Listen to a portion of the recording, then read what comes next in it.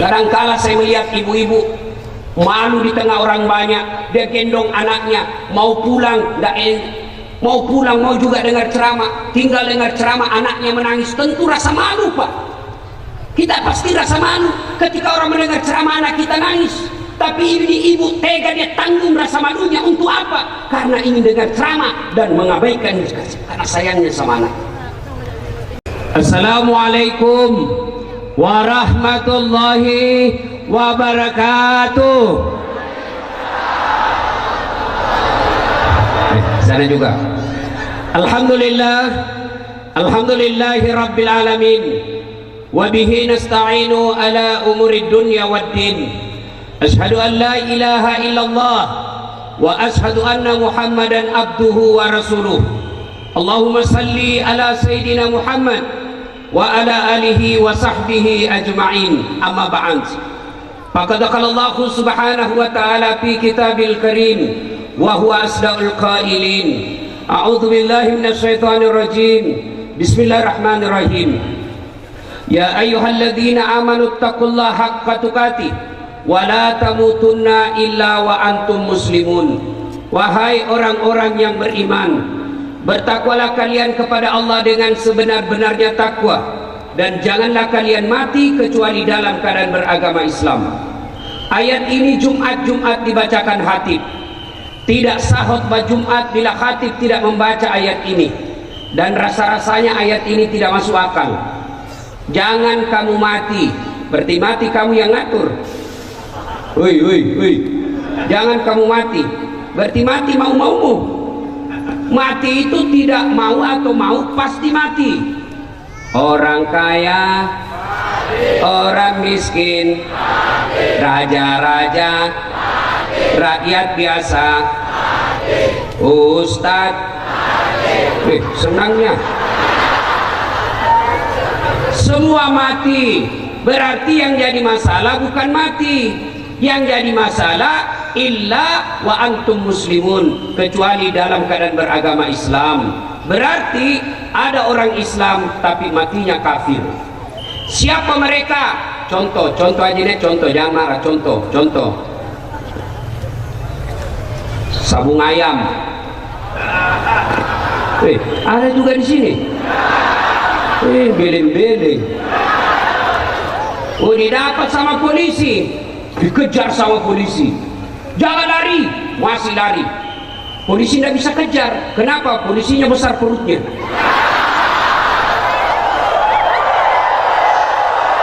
Ada juga polisi besar perutnya, ada juga kurang latihan ini. Kalau polisi besar perutnya tidak nyambung. Kalau ustadz besar perut ya memang jarang olahraga. Jangan lari, masih lari. Terpaksa polisi tembak ke langit. Masih lari, tembak 2 kali. Masih lari, tembak 3 kali. Masih lari, terpaksa dilumpuhkan. Tembak kakinya. Kakinya ditembak, kepalanya dikena. Saya tanya temanku yang polisi, "Weh bos, bagaimana caranya kakinya ketombak, kenapa kepalanya kena?" Dia bilang, "Soalnya waktu ditembak dia jongkok." Kena kau. Ini polisi film India, bukan polisi Indonesia. Polisi Indonesia super hebat. Woi bu, jangan musuh polisi. Kira-kira ibu enak hidupnya kalau tidak ada polisi di Indonesia? Rumah dirampok, anak gadis diperkosa, suami dibunuh, harta dijarah semuanya, habis semua isi toko. Ibu tahu pelakunya, ibu hafal mukanya, datang ke kantor polisi. Tolong Pak Polisi, kejar orangnya, nih pelakunya, nih fotonya, ini videonya, tangkap orangnya. Apa kata polisi? Mohon maaf, baru saja polisi bubar. Apa? Makanya dia mesti polisi. Anak muda, kalau Hitlermu siapa kau cari? Kecil. Siapa kau cari? Polisi. Saya pergi macet mobil, gak bisa maju, gak bisa mundur, baca Yasin 2 kali, sudah hatam, enggak goyang-goyang. Begitu datang polisi lalu lintas, selesai. Ini acara kita lancar malam ini. Ayo, siapa punya tugas? Polisi. Makanya jangan musuh polisi. Pun kalau ada polisi minta-minta uang di jalan,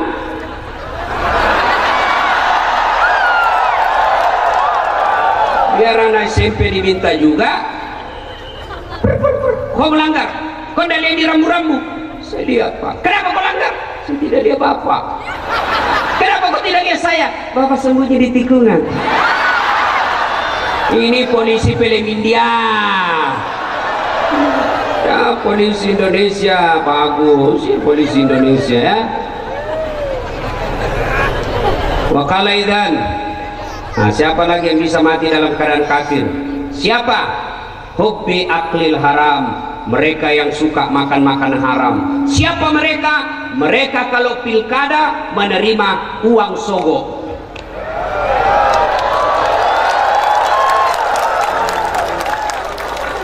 Nah, mereka terima uang sogo. Wane piro? Nah, termasuk anggota DPR yang terpilih karena nyogok. Selama dia makan uangnya, selama itu dia makan uang haram. Ada anggota DPR begitu di sini? Ada? Ada? Kau salah, kenapa kau pilih dong? Kau larang menyogok tapi kau terima. Ya. Termasuk PNS yang kerja gara-gara nyogok. Selama dia terima uangnya, selama itu dia makan uang haram. Kenapa? Karena dia bekerja diawali dengan sogo, termasuk uang pensiunnya. Jangan heran ketika dia masuk pegawai dia nyogok, pensiun tak pernah berhenti penyakit, keluar masuk rumah sakit. Kenapa? Uang yang membentuk darah dagingnya uang-uang haram.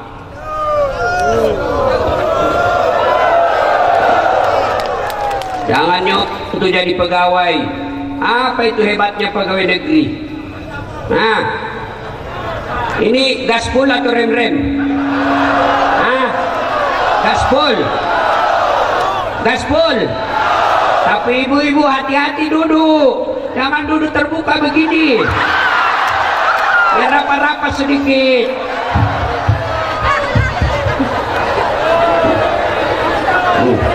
Ya. Bisa mati, saudaraku, adik-adik remaja bangsa Aceh nih ya. Kalau kalian mau kerja tidak harus jadi pegawai negeri, apalagi sampai nyogok, apalagi jadi anggota DPR, jadi tentara, polisi karena nyogok. Demi Allah, yang kau kerjakan hanya di dunia, paling lama kau bisa kerja 20-30 tahun. Setelah itu kau pensiun masuk tanah, maka sisa hidup-hidupmu akan sengsara selama-lamanya. Cuma dia bilang anak mahasiswaku sekarang, Ustadz susah kalau mau jadi pegawai tidak D3. Kenapa bisa? Dia bilang bisa, orang tidak bisa kalau tidak ada nyogok. Saya jadi pegawai tidak nyogok. Apa hebatnya pegawai negeri? Mana ada pegawai negeri tidak ada utangnya di koperasi?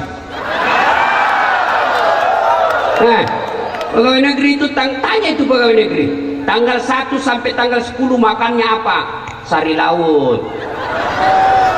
Tanggal 11 sampai 20 turun sedikit, sari mie.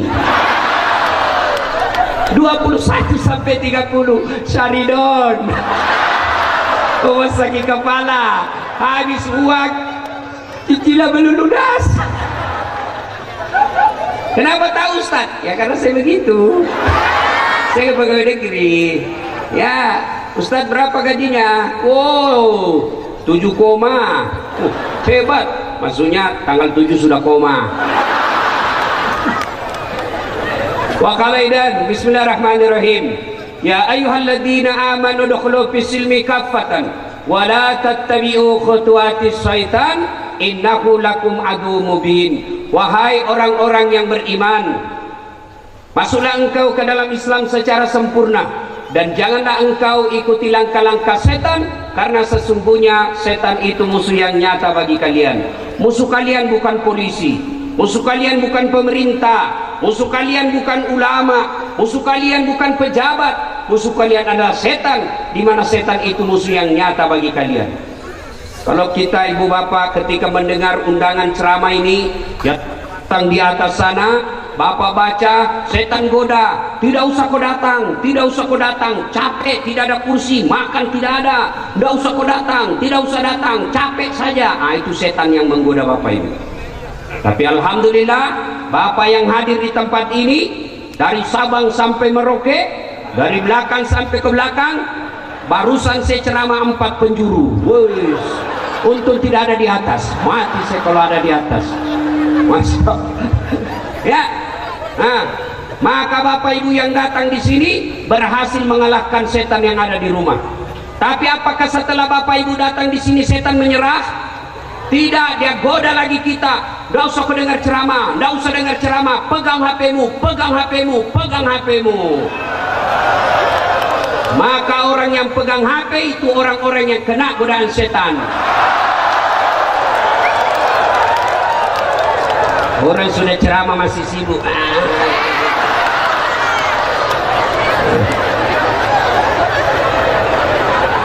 Ibu-ibu yang pegang HP selama saya ceramah, saya doakan suaminya kawin lagi. Amin. Oh, senangnya di bapak-bapak. Mau ganti istri tidak berani, pret. Ibu, siapa dulu HP, Bu? Siapa dulu. Sebentar lagi selfie, sebentar. Ini saya ini kan rata-rata ibu-ibu. Tapi ibu-ibu yang sudah sakaratil maut. Orang lagi ceramah sibuk juga selfie ya.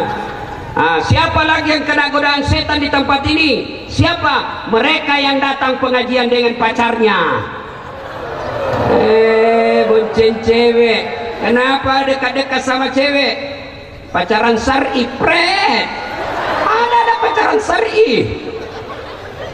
Hati-hati ibu-ibu, cewek-cewek yang dekat dengan cowok. Bisa jadi tuh cowok adalah godaan setan. Dengar ceramah sambil peluk-peluk.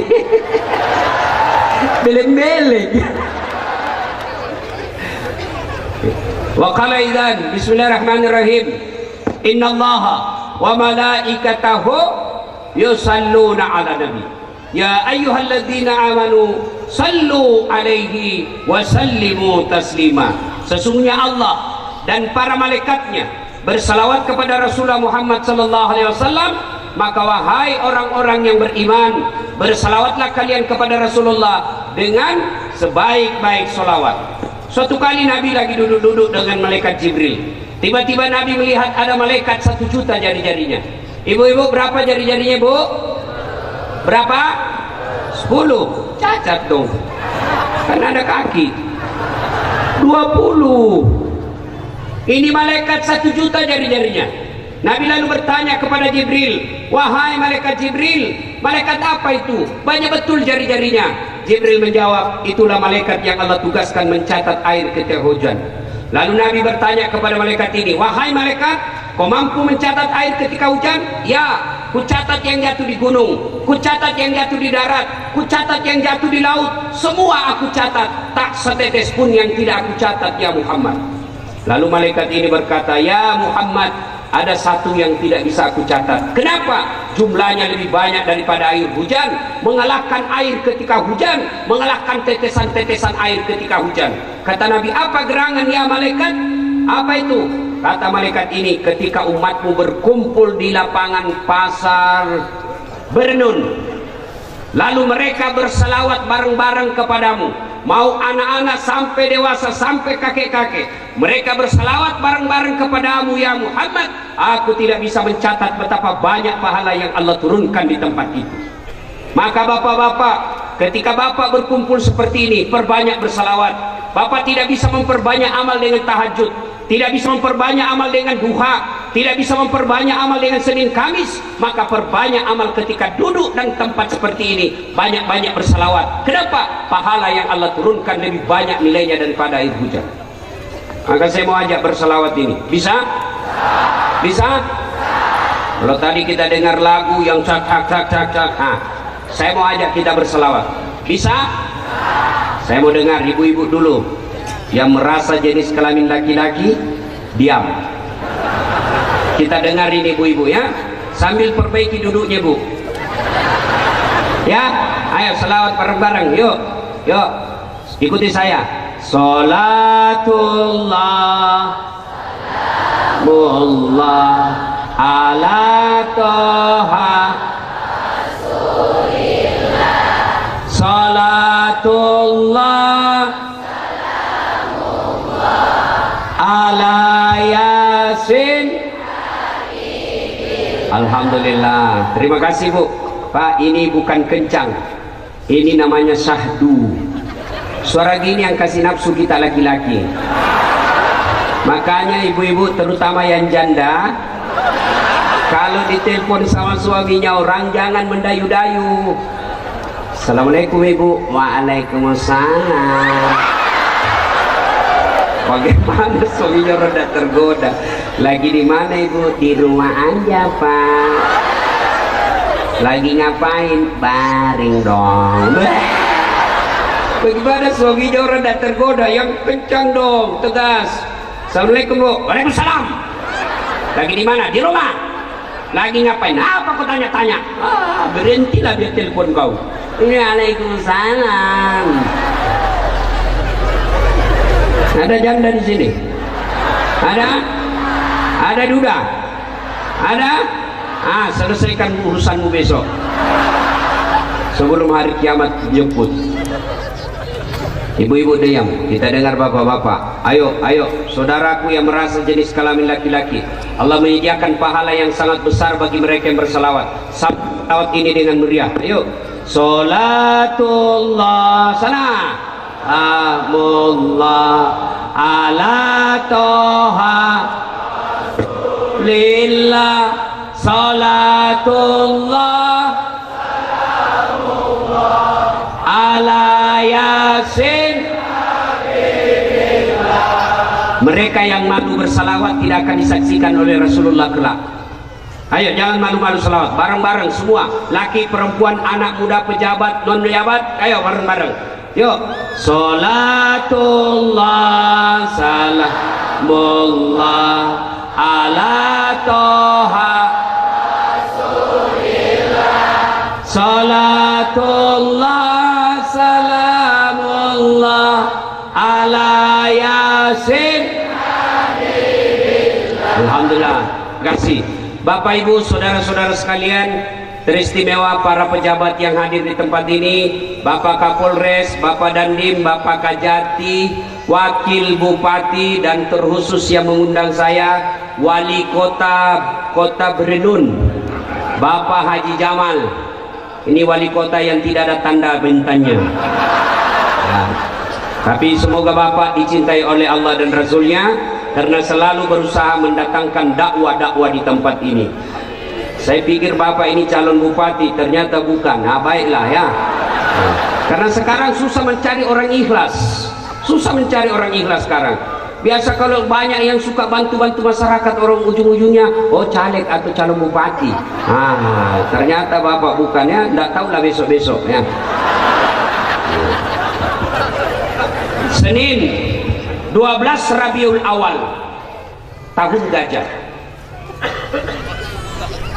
Saya ulang, Senin 12 Rabiul Awal tahun gajah, Rasulullah lahir. Kemudian sama hari Senin, sama tanggalnya 12, sama bulannya Rabiul Awal tahun ke-11 Hijriah, Allah di aras panggil malaikat Jibril. Jibril, kau kesini dulu Jibril. Kau turun ke bumi, panggil 3 malaikat, Israil, Israfil, Mikail. Turun kau, jemput kekasihku Muhammad, cabut nyawanya dengan catatan tanya dulu. Masya Allah. Turun malaikat Jibril bersama 3 malaikat, Israil, Mikail, Israfil. Di langit ke-7 masih berempat, langit ke-6 masih berempat, sampai langit kedua masih berempat. Di langit pertama malaikat Jibril berkata, malaikat pencabut nyawa, saya kan tidak bertugas, saya ini khusus membawa wahyu saya tidak bertugas malam ini, kau aja yang turun. Kenapa? Sudahlah, kau aja yang kerja, saya tidak bekerja malam hari ini. Kata malaikat pencabut nyawa, tapi kan kau yang selama ini ketemu. Kau, saya tunggu aja kau di sini. Kau turunlah. Turun 3 malaikat. Israfil, Mikhail. Turun. Nabi lagi demam. Makanya saya agak cemas ini karena saya juga demam sekarang. Tunggu ketuk. Assalamualaikum warahmatullahi wabarakatuh ya Rasulullah. Fatimah buka pintu. Tidak ada orang, Abah. Kata Rasulullah, sudah ada di sampingku. Lalu malaikat pencabut nyawa ini berkata, ya Muhammad, maafkan saya. Hari ini saya diperintah Allah untuk mencabut nyawamu dengan catatan kalau kau mau. Kalau kau mau, saya cabut nyawamu hari ini. Kalau tidak mau, ditunda sampai kau mau. Masya Allah. Kira-kira kalau Bapak Ibu ditanya apa jawabannya? Nah, kalau saya dasar, kau demam hari ini. Saya diperintah Allah cabut nyawamu hari ini. Menurutmu bagaimana? Tunggu dulu, belum sempat 2-3 istri. Apa jawaban Nabi? Ya, malaikat. Nabi-nabi seniorku setelah melaksanakan tugas, mereka menghadap kepada Allah. Hari ini pun saya sedia, silahkan laksanakan tugasmu. Tapi ada yang aneh ini. Apa? Mana malaikat Jibril? Kok tidak ada malaikat Jibril? Malaikat pencabut nyawa Jibril menunggu di langit pertama. Kata malaikat, kata Nabi, tolong kau panggil dulu. Tolong panggil, ada sesuatu yang saya mau tanyakan. Naiklah malaikat pencabut nyawa. Jibril, dia cari kau temanmu. Saya bilang memang kau ikut, kau banyak bicara juga. Kau turunlah. Turun malaikat Jibril. Malaikat Jibril itu kalau ketemu dengan Nabi langsung muncul di depan Nabi, seperti iklan di televisi. Wane piro, ada kan iklan, wane piro, seperti itu langsung muncul malaikat Jibril. Lalu bertanyalah Nabi, ya Jibril, kalau hari ini saya harus menghadap kepada Allah, tolong beritahu saya berita gembira. Kata malaikat Jibril, ya Muhammad, seluruh malaikat yang pernah Allah ciptakan sekarang ngantri menunggu kamu. Apalagi Jibril, ya Muhammad, kalau ada dosa dan kesalahan yang pernah kau lakukan, Allah telah mengampuni dosa-dosamu sebelum engkau wafat. Alhamdulillah. Apalagi, ya Muhammad, seluruh nabi dan rasul dari Adam sampai Isa alaihi salam haram masuk surga sebelum engkau lebih dulu masuk ke dalamnya. Alhamdulillah, kata Nabi. Tapi Jibril, itu kan saya tidak cemas soal diriku. Yang aku cemaskan umatku yang ada di Berenun, umatku yang ada di Aceh. Saya tidak pikir soal diriku, bagaimana umatku setelah aku tinggalkan. Lalu Jibril berkata, baiklah kalau begitu, saya tanya dulu kepada Allah. Naik lagi malaikat Jibril, turun lalu memberi kabar gembira. Ya Muhammad, saya mendapat berita gembira dari Allah. Apa gerangan Jibril? Allah menyampaikan kepadaku, sampaikan kepada Muhammad, meskipun dia tidak berada di tengah-tengah umatnya, meskipun Muhammad sudah tidak berada di tengah-tengah umatnya, selama mereka berpegang kepada Quran. Saya ulang, kata Jibril, Muhammad, kau tidak usah cemas. Selama umatmu berpegang kepada Quran Sunnah, selama itu umatmu akan aman sampai di akhirat, meskipun engkau sudah tidak di tengah-tengah mereka. Alhamdulillah. Lalu mundur malaikat Jibril, maju malaikat pencabut nyawa. Kata malaikat pencabut nyawa, Muhammad, maafkan saya harus melaksanakan tugas. Kata Nabi, silakan. Maju malaikat pencabut nyawa, dicabut rohnya Nabi, perlahan-lahan keluar dari telapak kakinya. Roh Rasulullah keluar meninggalkan betis sampai ke paha, menggigil seluruh tubuh Nabi. Keluar keringat dari pelipis Nabi, keringat biji-biji di dahi Nabi. Lalu Jibril membelakang, dilihat oleh Nabi. Lalu Nabi bertanya, ya Jibril, kenapa kau palingkan wajahmu? Apa kau jijik melihat saya? Wahai Jibril, kenapa kau belakangi saya? Apa kau jijik melihat wajah saya?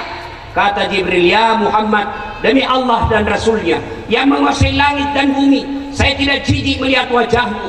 saya tidak jijik melihat wajahmu sekarang ini, tapi saya tidak tega melihat engkau menghadapi sakaratul maut. Lalu Nabi bersabda, ya Jibril, andai saja Allah tidak sayang kepadaku, maka saya akan rasakan betapa sakitnya sakaratul maut ini. Bapak Ibu, Nabi yang pernah melakukan eksperimen, pertama kali melakukan percobaan sakitnya mati, Nabi Sulaiman alaihi salam. Nabi Sulaiman berkata, Nabi Idris, mohon maaf, Nabi Idris alaihissalam berkata, ya Allah, saya mau rasakan bagaimana sakitnya Nabi. Allah perintahkan cabut nyawanya, dicabut nyawanya Idris alaihissalam. Setelah itu beliau kumpulkan sahabat, saudara-saudara sekalian, Anda mau tahu sakitnya sakaratul maut? Ya Rasulullah, sakitnya sakaratul maut 1000 kali kita dikuliti hidup-hidup baru sama sakitnya sakaratul maut. Sudah kurang bateri. 1000 kali kita dikuliti hidup-hidup baru sama sakitnya sakaratul maut. Ada yang pernah dikuliti di sini? Ada? Idris alaihissalam pernah rasakan sakaratul maut. Lebih sakit kita dikuliti 1000 kali daripada sakaratul maut. Maka Nabi meneteskan keringat-keringat. Lalu Nabi bersabda, sakitnya sakaratul maut ini, dengar doanya Nabi, ya Allah, sakitnya sakaratul maut ini jangan kau timpahkan kepada umatku, jangan kau berikan kepada umatku sakitnya sakaratul maut ini, cukup saya saja merasakannya ya Allah, jangan kau berikan kepada umatku.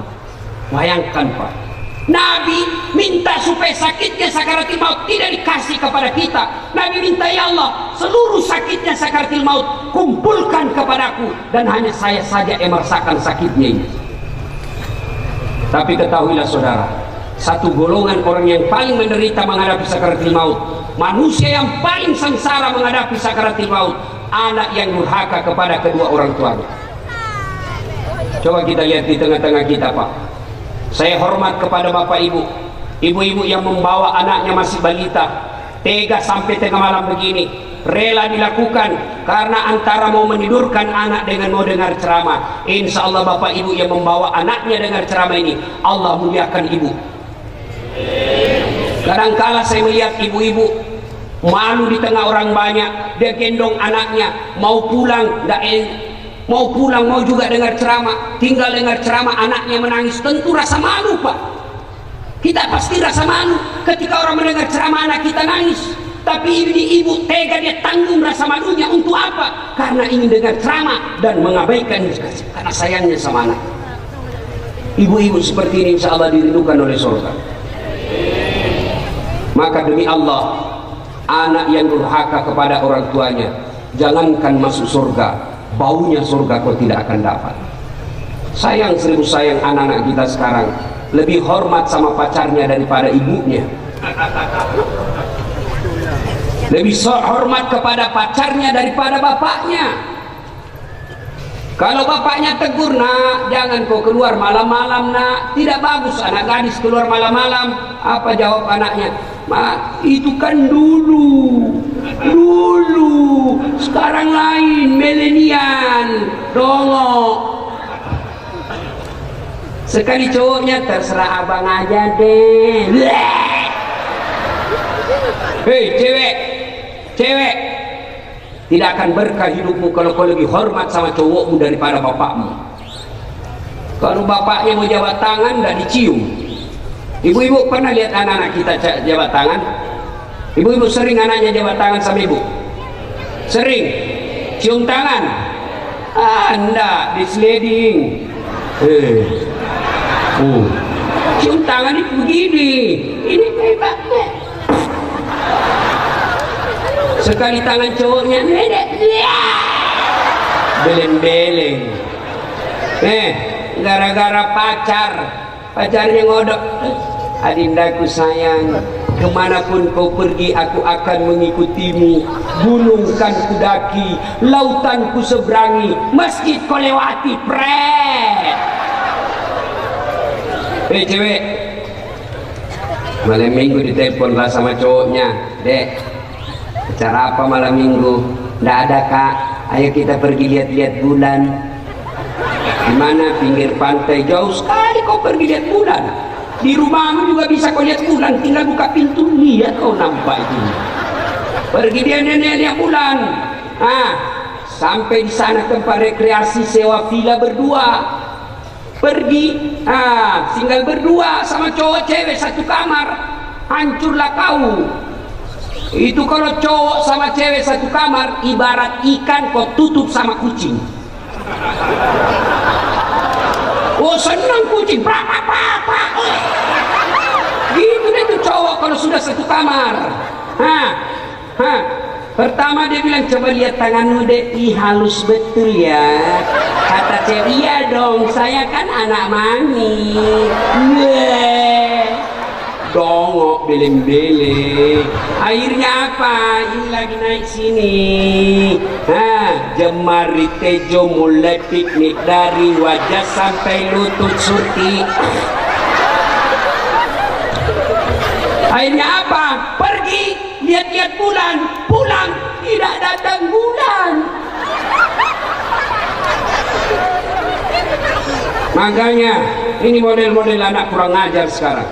Demi Allah, ya, demi Allah, biar kalian rajin puasa, cerdas, IP-mu 3,5, kamu ranking di sekolahmu, juara umum kau di kampus, tapi durhaka kepada orang tuamu, demi Allah, baunya surga kau tidak akan dapat.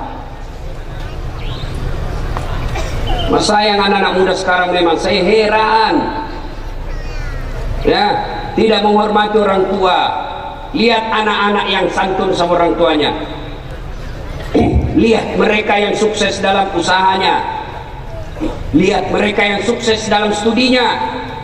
Biasanya resepnya satu, memuliakan orang tua.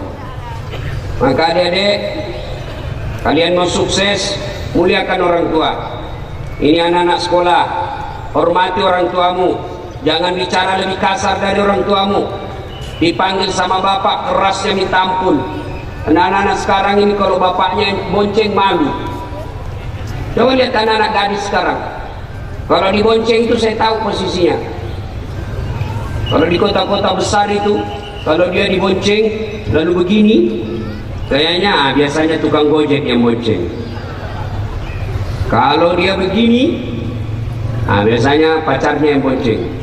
Tapi kalau dia begini pegang besi di belakang, itu bapaknya yang bonceng. Itu model anak sekolah. Tapi bagaimana model bapak-bapak yang sudah tua?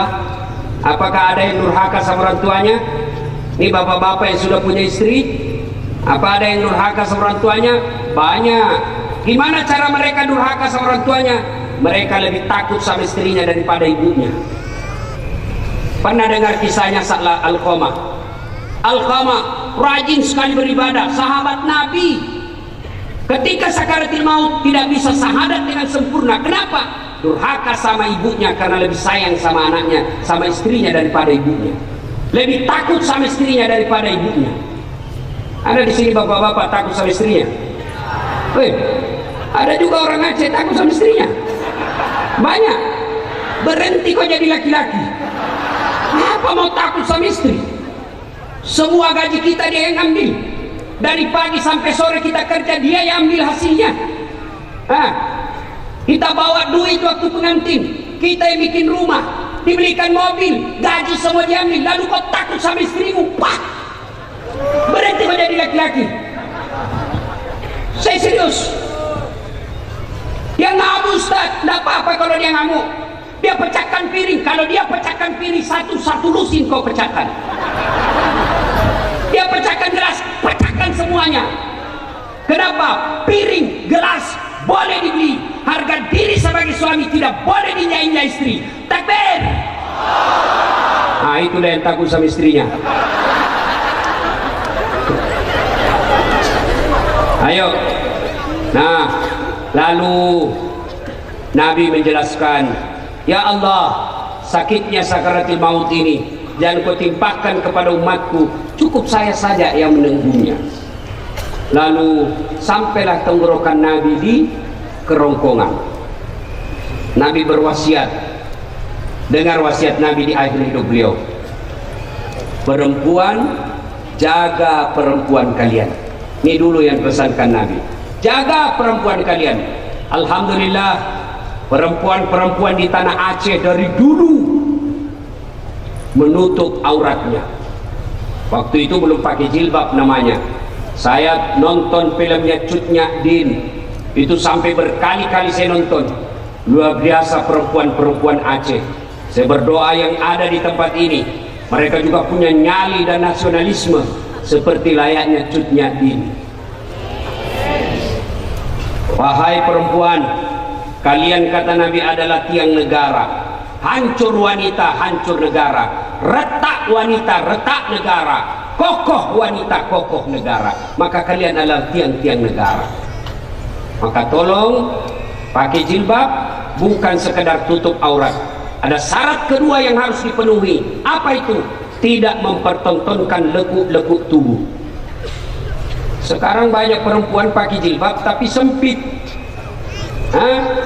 Roknya sempit, bajunya sempit, berat badan berat. Akhirnya apa? Seperti buras.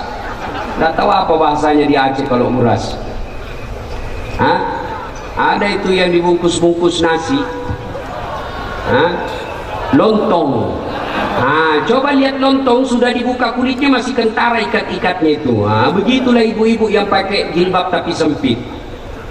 Ya, jangan. Syarat perempuan pakai kudung itu pakaian: satu, tutup aurat; dua, tidak mempertontonkan lekuk-lekuk tubuh. Maka biar kalian pakai jilbab tapi sempit, transparan, tidak memenuhi syarat. Alhamdulillah saya tidak pernah melihat perempuan Aceh tidak pakai jilbab. Alhamdulillah. Mudah-mudahan setelah keluar, kalau kalian anak-anak gadis ya tinggal di Aceh, keluar ke Jawa, keluar ke luar negeri, ke Malaysia, sekolah, tetap pakai dan tutup aurat. Banyak yang saya lihat keluar dari kampungnya hilang jilbabnya. Mati kami laki-laki. Tolong kerjasama. Kami laki-laki jaga mata, tolong cewek jaga akhlak. Biar setengah mati kami jaga mata, kalian gentayangan, hancur amal kami. Nggak mungkinlah saya jalan begini terus, tabrak kita tiang listrik. Saya kalau pergi ngajar hancur amal saya. Sebelum saya keluar saya baca duha dulu, saya sholat duha dulu, saya zikir ngaji beberapa ayat. Baru 2-3 kilometer keluar dari rumah hancur amal saya. Sebelah kanan dada, sebelah kiri paha, di depan kita waduh lebih cantik lagi. Dilihat haram, tidak dilihat barang bagus. Salatullah salamullah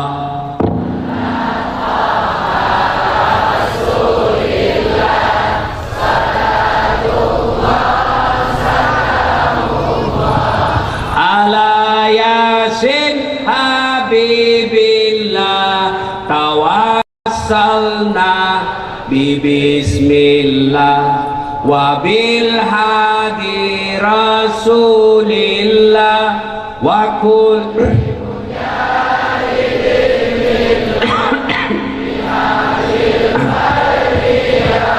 alhamdulillah. Ya, kata Nabi, jaga perempuan kalian. Bapak-bapak jaga anak gadis kalian. Alhamdulillah mereka pakai jilbab. Tapi yang banyak merusak anak kita sekarang pacaran. Dan yang lebih merusak gaya pacarannya dari handphone. Bapak belikan HP anak smartphone, itu lebih gampang mereka berzina. Zinanya dengan cara apa? Video call. Ibu-ibu tahu video call? Woi, Bu, atau ibu juga suka video call sama selingkuhannya? Video call ini yang rusak anak-anak kita. Mereka masuk di kamar, kata cowoknya, didengar, gampang pakai headsetmu supaya tidak didengar bapakmu. Pakai ya kasih dia lidahmu kasih turun.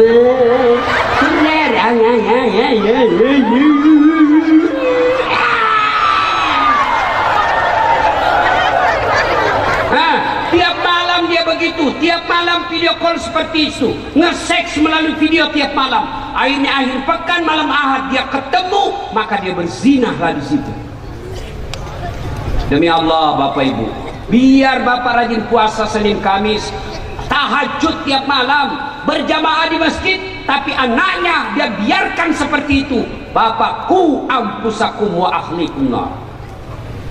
Ada orang tua dikabarkan oleh Nabi, diperiksa puasanya baik, periksa sholatnya sempurna, periksa sedekahnya cukup, hajinya mabrur. Kata Allah, malaikat, persilakan orang tua itu masuk surga. Sudah ini Pak Haji. Begitu mau masuk dalam surga dipanggil, ada yang teriak dari dalam neraka, Tuhan, tahan itu Pak Haji, tahan itu, tahan. Kenapa? Itu bapak saya. Ada urusan apa? Saya dimasuk neraka gara-gara dia tidak peduli sama saya. Kalau saya masuk neraka, kenapa dia masuk surga? Tidakkah dia bertanggung jawab kepadamu ya Allah? Saya adalah tanggung jawabnya kepadamu ya Allah. Kenapa dia masuk surga? Akhirnya malaikat katakan, Paji, tunggu dulu. Mau kemana buru-buru? Tunggu dulu, belum selesai. Siapa itu yang berteriak? Oh, anak bungsuku ya Allah, kau masuk dalam neraka bersama anak. Maka ibu bapak yang punya anak gadis, yang perempuan, jaga mereka, jaga anak-anak gadis kita.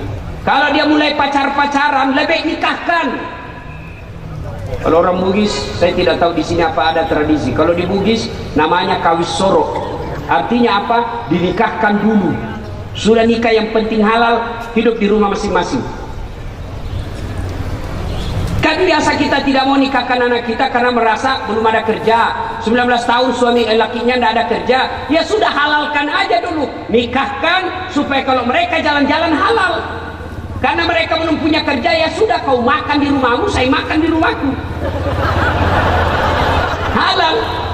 Kau pergilah kuliah, kau bolehlah kau cium-cium itu. Sudah kena istrimu bos, halal. Ini sekarang pacaran 3 tahun. Dengar ini cewek, berhenti kau pacaran. Motor aja 1 tahun sudah lunas dicicil. Kau dipacari 4 tahun tidak nikah-nikahi. Berhenti kau. Demi Allah, kalian cewek yang paling rugi.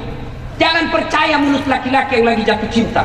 Semua bagus-bagus, tapi demi Allah niatnya busuk. Kalau dia sayang sama kalian, suruh lamar baik-baik. Bang, kalau kalian abang sudah sayang sama saya, lamar saya terima kau 24 jam halal. Jangan pacaran lalu cowoknya bilang, betulkah kau sayang sama saya dek? Betul. Mana buktinya? Bukti buka kancing. Kau juga cowok, jangan kasih bodoh-bodoh anaknya orang. Beli rokok aja kau belum bisa. Masih laki-laki apa itu Sumitro, suka minta rokok. Ayo ibu bapak saudara-saudara sekalian, jaga anak-anak gadis kita. Pak Haji kontrol anak-anak gadis ya. Yang kedua kata Nabi, jaga sholat kalian, jaga sholatmu. Perempuan paling banyak tidak sholat. Kapan?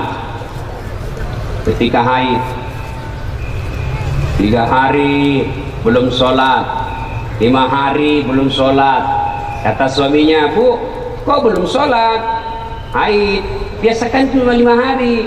Ini belum bersih, masih ada sedikit-sedikit. Dan suaminya, kau bohong ya? Apa bohong? Saya kasih lihat kau ya.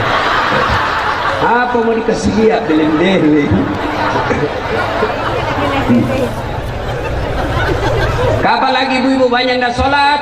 Kalau ada pengantin, jilbab sakaratil maut, kuning, coklat, abu-abu, mukanya kayak dikira tembok, ada sidonya ini bulu. Sekarang banyak perempuan palsu, hati-hati. Bulu mata panjang palsu, bibir merah palsu, pipi biru palsu, pantat gabus.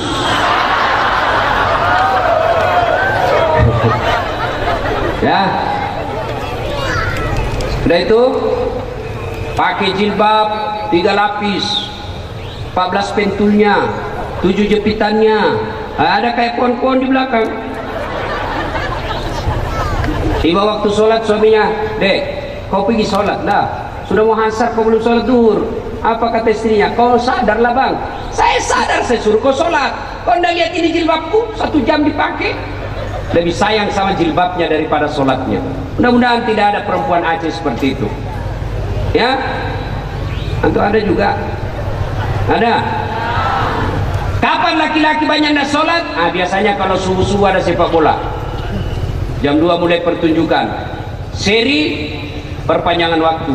Masih seri adu penalti. Begitu adu penalti azan subuh. Apa pilih mana? Pergi nonton lewat salat subuh, nonton lewat salat subuh, pergi salat subuh lewat gol. Hanya apa? Diambil sajadah, salat depan televisi. Salat. Bapak Ibu, tidak ada kejayaan bagi mereka yang tidak salat. Ustaz, kenapa hidupku susah? Saya dagang bangkrut. Saya nelayan tenggelam perahu saya bawa motor Gojek, dicuri lagi motor saya. Rumah tangga bertengkar selama-lamanya. Tiap hari saya bertengkar Ustaz. Rumah-rumah juga kontrak-kontrak. Kok bisa begini hidup saya Ustaz? Salah satu sebabnya Bapak tidak sholat. Kalau ada masalah rumah tangga, tidak usah cari kambing hitam. Bapak bisnis selalu susah, tidak usah cari kambing hitam. Lebih baik periksa sholat. Coba, yakin Pak, Bapak banyak masalah, pasti gara-gara Bapak sendiri tidak sholat. Dan celakanya orang tidak sholat, kalau dia miskin, susah hidupnya, ngontrak-ngontrak, tidak sholat. Bukan cuma dia yang gitu, sampai anak-anaknya pun susah hidupnya. Coba lihat mereka yang baik sholatnya, selalu jamaah di masjid, insya Allah Allah berikan ketenangan hidup. Kita lihat mereka tidak kaya, tapi cukup dalam kehidupannya. Banyak orang banyak duitnya, tapi tidak sholat, tapi kreditnya lebih banyak daripada hartanya. Banyak orang tidak punya, banyak orang banyak duit tapi tidak sholat. Betul banyak duitnya, tapi anaknya kurang ajar. Istrinya selingkuh, suaminya membalas. Banyak duitnya, tapi tidak ada yang bisa dia makan. Banyak kan orang kita lihat itu duitnya miliaran, dilarang makan nasi. Apa enaknya duit 2 miliar dilarang makan nasi, dilarang makan garam, dilarang makan gula, dilarang makan tahu, dilarang makan daging, dilarang makan ikan. Apa aja bisa dia makan? Ubi jalar. Duitnya 2 miliar, cuma ubi jalar bisa dia makan. Apa enaknya? Itu kalau Bapak Ibu tidak sholat, maka pelihara sholat. Saya sudah sholat Ustaz. Betul Bapak sholat, tapi main-main. Kenapa main-main? Allah.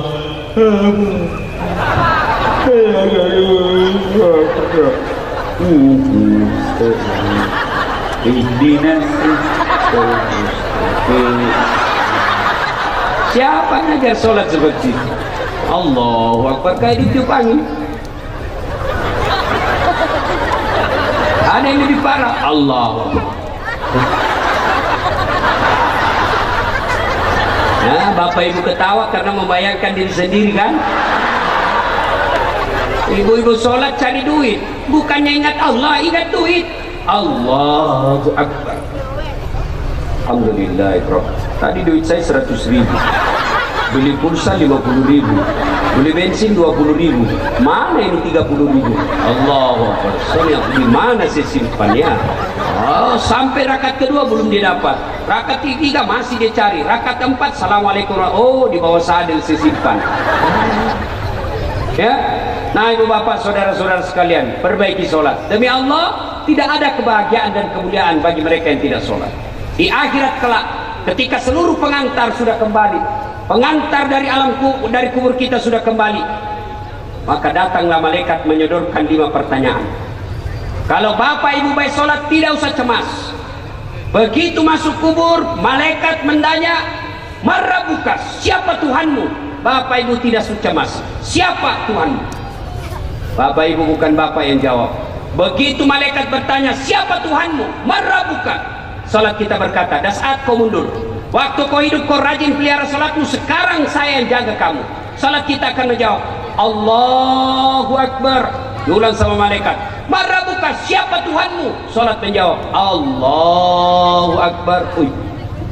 Mungkar, hebat betul ini orang. Ditanya lagi, "Man nabiyuka, siapa nabimu?"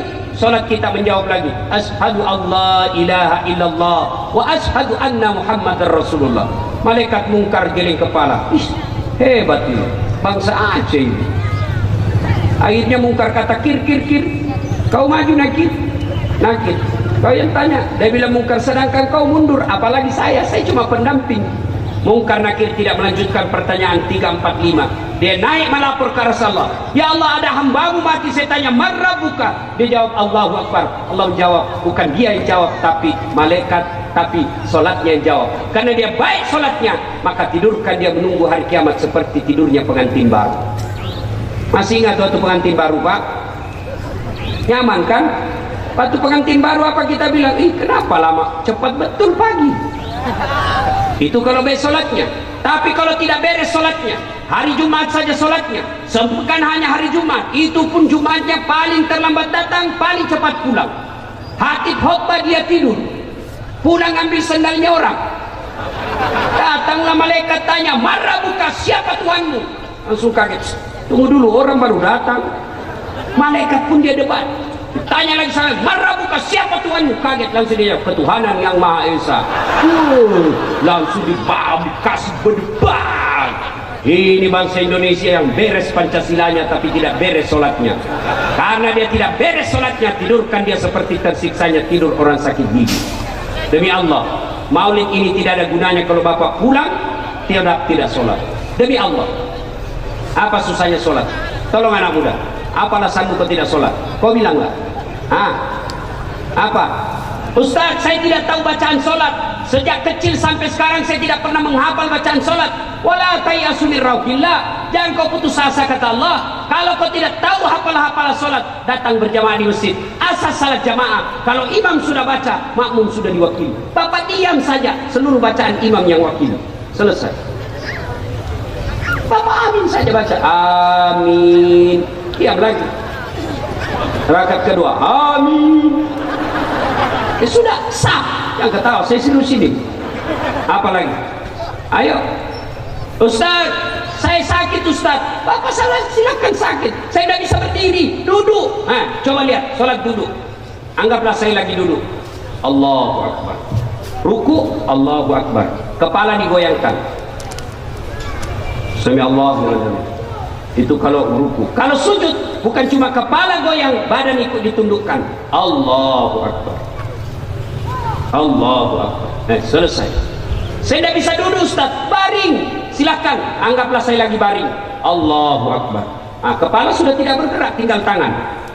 Salat baring namanya. Saya pun tidak bisa seperti itu Ustaz. Salat pakai isyarat. Mana namanya salat dipakai isyarat? Tinggal lagi matanya digerak-gerakkan. Allahu Akbar. Allahu Akbar. Itu salat pakai isyarat. Tidak bisa juga Ustaz, salat dalam hati. Mana disebut salat dalam hati? Mulai takbir sampai salam, seluruh bacaan-bacaan salat dibaca dalam hati. Lagi ruku, bayangkan lagi ruku, pejamkan mata, bayangkan ruku, baca doa ruku. Bayangkan lagi sujud, baca doa sujud. Bayangkan lagi tahiyat, baca tahiyat. Salat dalam hati. Tidak bisa salat dalam hati Ustaz. Gampang, ambil kain putih, bungkus, bawa dikubur. Apa lagi? Apa lagi alasan? Tidak ada. Saya sariawan Ustaz. Ya sudahlah, kau salat sariawan.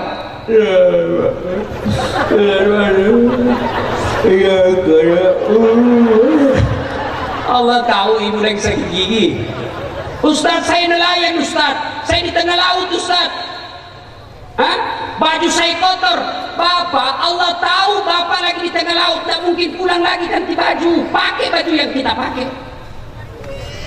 Saya tidak tahu kiblat Ustaz. Cari matahari. Di sana matahari terbenam. Hadap ke sana. Sudah. Tiba-tiba lagi sholat di perahu, goyang perahu. Tidak usah aku goyang-goyang juga begini. Apa lagi? Tidak ada alasan. Boleh tidak sholat. Satu, belum balik. Ibu-ibu belum pernah haid, boleh tidak sholat. Bapak-bapak belum pernah mimpi basah, boleh. Adik-adik yang suka, kau sudah balik. Ada yang tanya saya, Ustaz, bagaimana hukumnya mimpi basah di siang hari anak muda? Sah tidak puasanya? Sah. Ya, dengan catatan begitu kalian bangun langsung pergi mandi. Ya, kalau mimpi basah siang hari, kalau mimpi. Kalau kau kreatif sendiri, batal. makanya kau menikah cepat. Ibu apa saudara-saudara sekalian, nah jaga sholat kalian. Yang ketiga kata Nabi, ummati ummati ummati, umatku umatku umatku. Begitu cintanya Nabi kepada kita, akhir hidup beliau tidak sebut Khadijah istri beliau, tidak. Beliau tidak sebut Fatimah anak beliau, tidak. Beliau tidak sebut cucu beliau Hasan Hussein. Siapa yang disebut Nabi? Ummati ummati ummati, umatku umatku, karena cintanya. Nah, sekarang bagaimana kita kalau kita cinta kepada Nabi? Maka pertama, begitu cinta kepada Nabi, satu, amalkan sunnah-sunnahnya. Sunnah apa yang paling dianjurkan oleh Nabi? Sholat berjamaah. Alhamdulillah di Banda Aceh ini, di mana-mana saja masjid ramai kalau subuh, luar biasa, penuh masjid Pak kalau jamaah, apalagi kalau subuh, penuh sampai di luar, tidak ada di dalam. Dalam masjid orang tua yang sudah buka sakartil mau lomba batu. Nah, itu orang tua aja kalau subuh-subuh. Tidak ada, semua subuh bau minyak angin, bau minyak tawak. Tidak ada anak muda dalam masjid. Datanglah sholat jamaah. Kenapa orang malas sholat jamaah di masjid? Kata Nabi, satu, karena dia tidak tahu pahalanya. Tahu pahala berjamaah, adik-adik? Kalau adik ke masjid itu ada menara. Ke masjid, wudhu dulu, lalu ke masjid, kata Nabi, melangkah kaki kananmu, satu pahala. Melangkah kaki kiri, gugur dosa kecil. Jadi kalau rumah 300 meter ke masjid, PP 600 meter. Berapa langkah kaki, berapa pahala, berapa dosa yang didapat. Apalagi kalau bapak jalan begini. Wih, lambung sampai, banyak sekali pahalanya.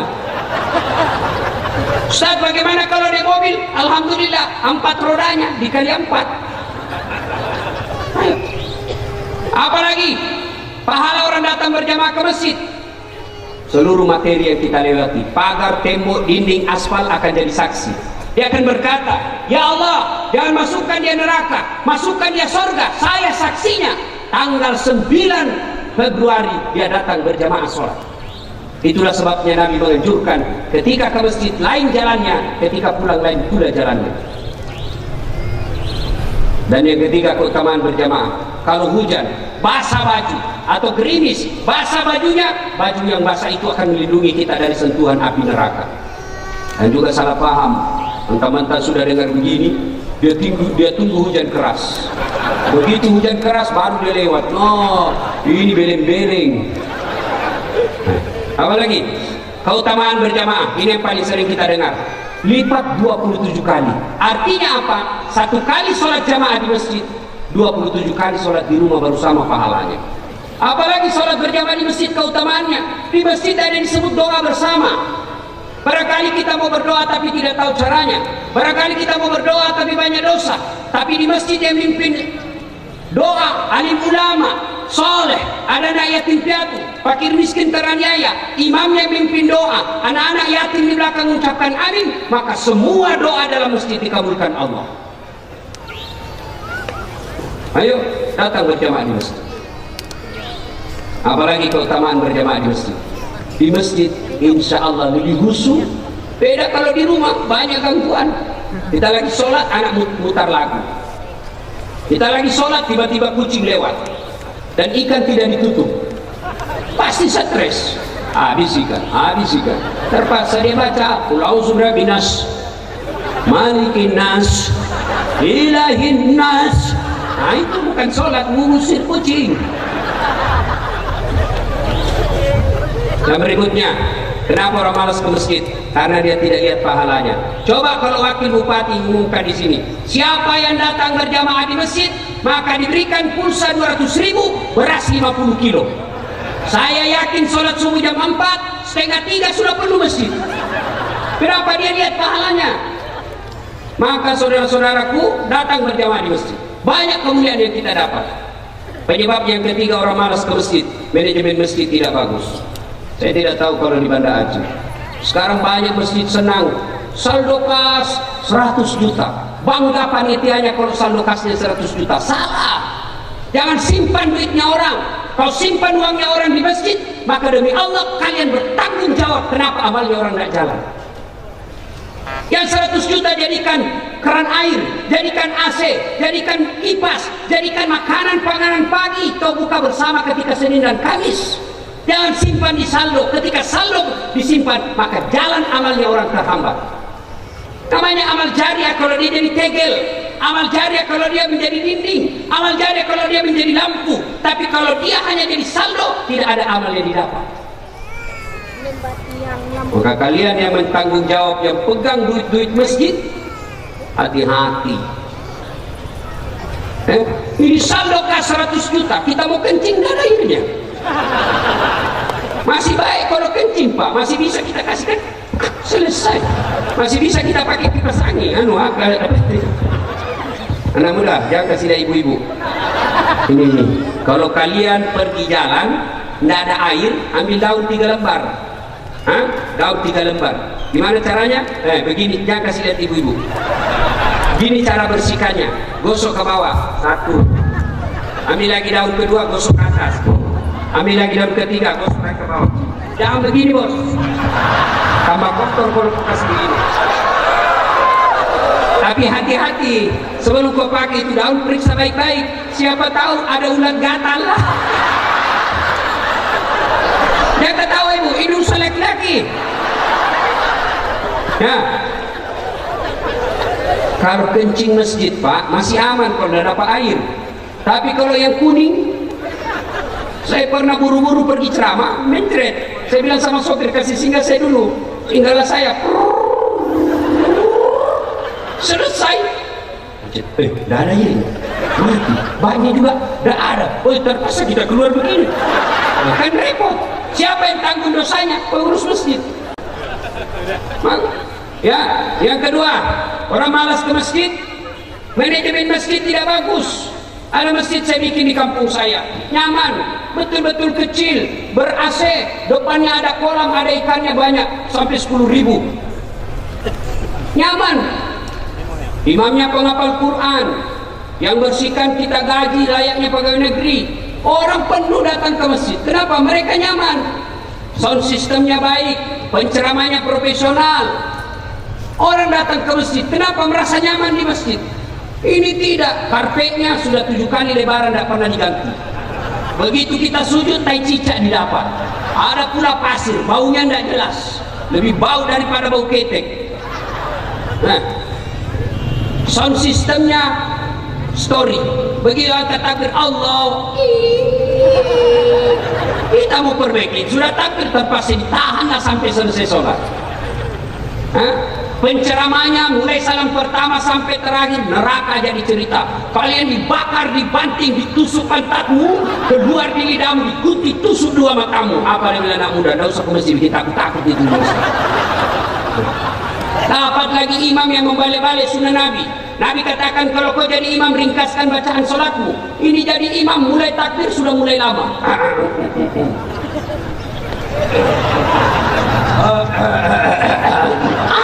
Cuma 3 langkah tapi selesai. Kata Nabi, kalau kau jadi imam, ringkaskan bacaan sholatmu. Kenapa? Karena di belakang macam-macam.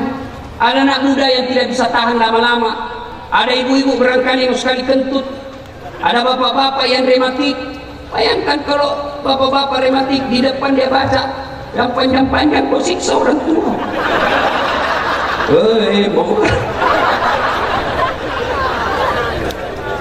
Barangkali ada Satpol PP pakai sepatu baru, dia lupa simpan baik-baik. Hilang sudah sepatu saya ini.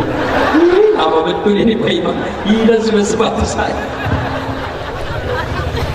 Yang kedua kata Nabi, kalau kau jadi imam, baca yang umumnya orang hafal. Tujuannya apa? Supaya orang bisa khusyuk. Coba kalau imam membaca Qul huwallah, anak-anak pun ikut. Kenapa? Dia hafal. Qul huwallah, dia sambil lari-lari. Tapi begitu imam membaca surah Al-Baqarah ayat 10 sampai 111, dia khusyuk dengan bacaannya, kita khusyuk dengan hayalan. Kita mau ikut, tidak dihafal. Kita mau ruku, belum selesai, terpaksa dibacalah pengumuman masjid di dinding. Keadaan keuangan masjid belum juga, pengeluaran, pemasukan, bayar listrik. Sudah dibaca satu tripleks, belum selesai imam, dibaca lagi kalender. Persatuan Guru Republik Indonesia, cabang kota Bun. Belum selesai juga imam, dibaca lagi Tengku Rapli, calon DPR RI nomor 3. Semua dibaca. Siapa yang salah? Siapa salah? Imam.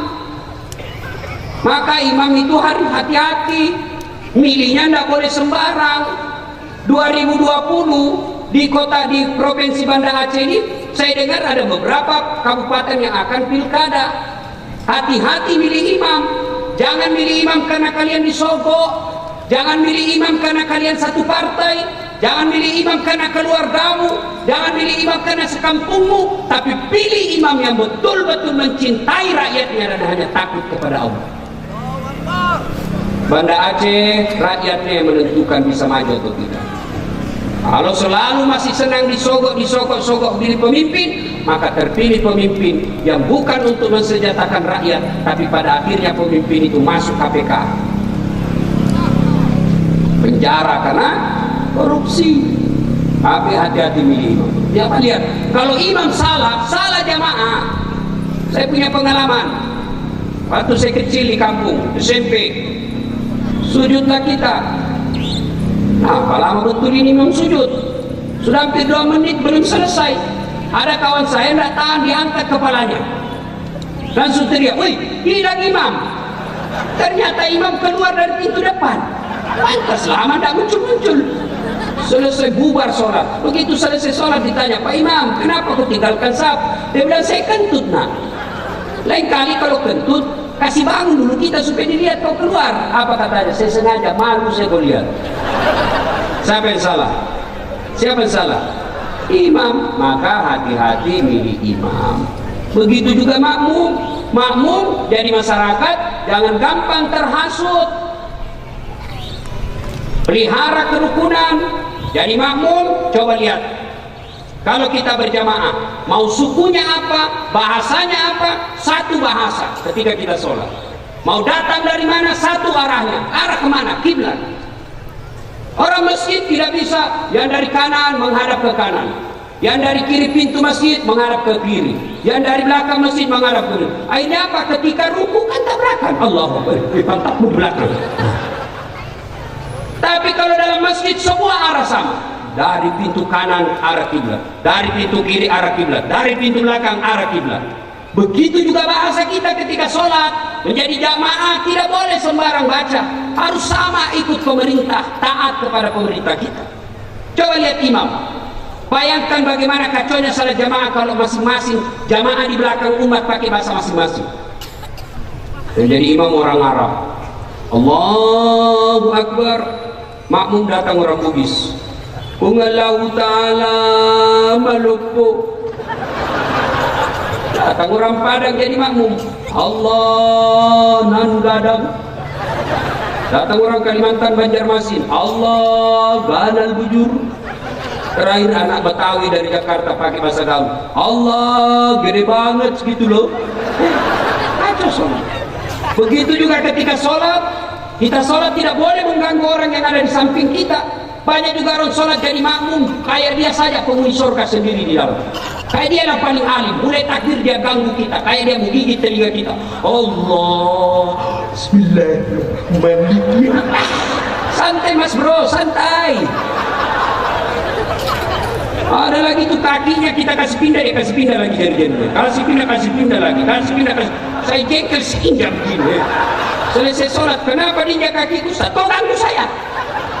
Kenapa kau ini kakiku baik saya kasih pindah, kau kasih pindah lah. Ini supaya saf rapat Ustaz. Kalau saf mau rapat, bukan kaki kau kasih rapat, tapi apa? Bahu dan sikumu.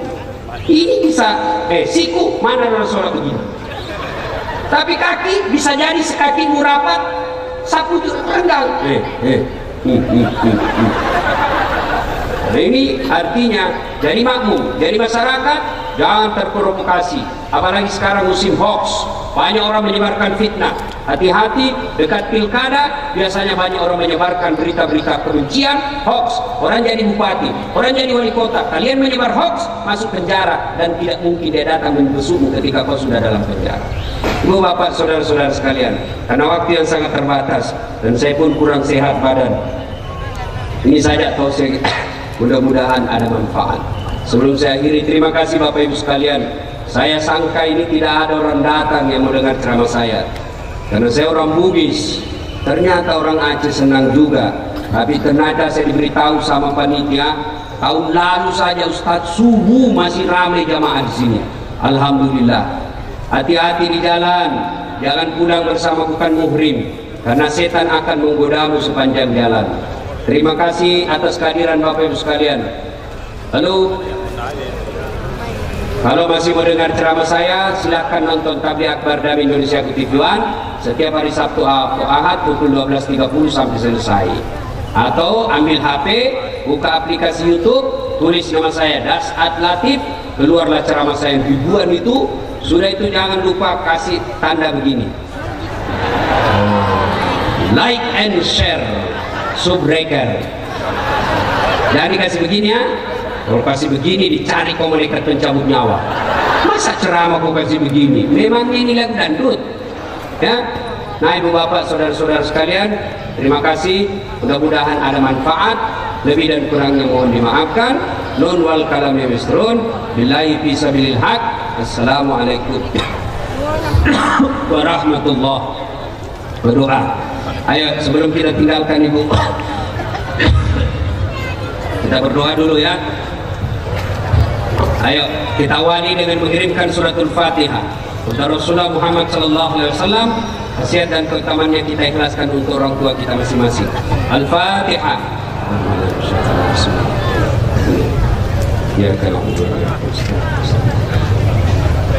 Amin. A'udzubillahi minasyaitonir rajim. Bismillahirrahmanirrahim. Allahumma shalli ala sayyidina Muhammad wa ala ali sayyidina Muhammad. Allahumma ighfir lil mu'minina wal mu'minat wal muslimina wal muslimat al ahya'i minhum wal amwat innaka samii'un qariibun mujibud da'wat wa qadil hajat. Allahumma ighfir lil mu'minina wal mu'minat wal muslimina wal muslimat al ahya'i minhum wal amwat innaka samii'un qariibun mujibud da'wat wa qadil. Allahumma ighfir lana, Allahumma ighfir lana, Allahumma ighfir lana wa liwalidayna warhamhuma kama rabbayana saghira. Rabbana la tuzigh qulubana ba'da idh hadaytana wa hab lana min ladunka rahmah innaka antal wahhab, innaka antal wahhab, innaka antal wahhab. Rabbana atina fid dunya hasanah wa fil akhirati hasanah wa qina adzabannar. Subhana rabbika rabbil izzati amma yasifun. Assalamun ala mursalin walhamdulillahi rabbil alamin. Terima kasih, lebih dan kurangnya mohon dimaafkan. Assalamualaikum warahmatullahi wabarakatuh.